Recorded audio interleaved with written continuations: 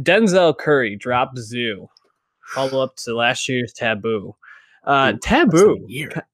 kind of came out of nowhere, and I Depends think who it you grabbed. ask, dog. I was waiting Well, for that shit. but I think in terms of how much acclaim it got, and Sure. you know, I think people saw Denzel Curry and they thought this could be somebody who is kind of big in rap. I kind of see him in terms of like almost like Travis Scottish, where I think he could really rise to that level of fame. But I think in terms of like critical success, no one really expected him to reach it in just his second album. I mean, what Imperial came out 2016. I don't think that was even really on most people's radars at the time. It's true. Yeah, he like most Florida rappers, he just was originally known for the local scene and got big on the internet. But even Imperial, which is actually his second album, songs like ULT, songs like Naughty Head, songs like Zenith, those songs got really big on the internet. And you're like, the thing that immediately became clear about Denzel Curry was that he was an artist that had his own lane, but also immediately had his own sense of artistry, which stood out a lot, especially because he's coming from Florida. So he's coming up in the time of XXX, Kodak Black, YNW Melly just popped up from there. But Denzel, was part of Raider Clan, which used to be ASAP affiliated. So he really had these weird roots as being this artist that is going to make these ethereal sounds. And he did that right away on those early tapes. But to have Taboo come out and be this incredibly conceptual, dense project that sounds Mm-hmm. awesome. You can really hop into any of that, but also hear some really dark, crazy shit. Um, Mm-hmm. you're right. It still wasn't expected, even for us that knew that Denzel was at least something special, at least something different. Um, and because Taboo obviously had so much work and time put into it, I did not expect another full length project to come out less than a year after that. So I was very surprised to hear about ZUU, which I think he only announced like 2 weeks before it, or even a week before it came out. Um, but I was very surprised with how good it is, considering apparently he freestyled the whole thing. And that just kind of speaks to the overall talent of this dude. So, what did you think? Because again, you were more new to Denzel as an artist, and Mm-hmm. obviously you get familiar with something as good as Taboo right away. You know, expectations are set, bars are raised. So, what did you think? Yeah, Taboo. I did not like as much as you did. I think that I recognized the artistry, but I think that the darkness and the dark themes that were in there really pushed me away. And I think what ZUU does really well is it brings in all these different sides of Curry as an artist. It brings in that like dark metal side of him Mm, with his real rap chops, and I think he's a real storyteller in terms of how yeah. he like like builds lyrics and verses together.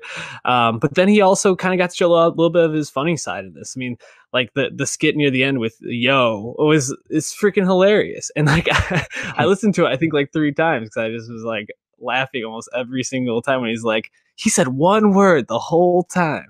Like it was just, Those but I Miami guys. yeah, different breed, man. Um, it this was a really really impressive album, and I like it a lot more than Taboo.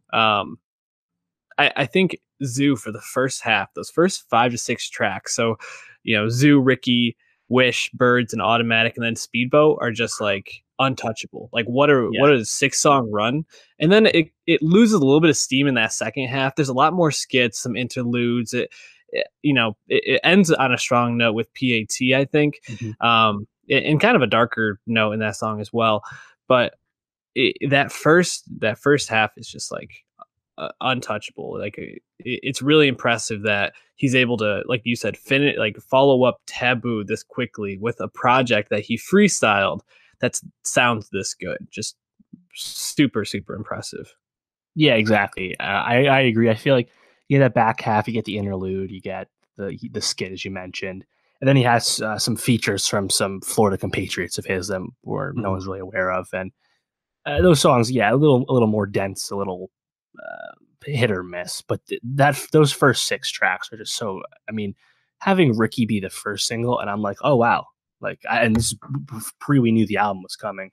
I was like, oh wow, this is this is some really hard shit. This is really cool video, and the lyrics about like family and stuff. I'm like, all right, wow, this is textbook good Denzel, awesome. And then having Speedboat come out as the second single, I still don't understand how he could have freestyled Speedboat. He had to have a lot of that figured out already because he does so much stuff with his switch ups on that Mhm. song. And I've listened to that song a ton since that came out. I think that song rules. I mean, yeah, Wish I think sounds great. Yeah, Charlie Heat Yeah. co-produced that. He was on Taboo a lot. And then And then Maybach having music, Birds. yeah, Birds, having Rick Ross, that Miami OG with the new Miami star. That's really a cool moment just for rap in general because Yeah. this is not their first time they've collabed. I mean, he was on Naughty Head, but the first time since Denzel got really big. Um, that's Rick awesome. And Rick Rick Ross, Ross, yeah, he's been on a run, a little bit of an underrated run right now in the features.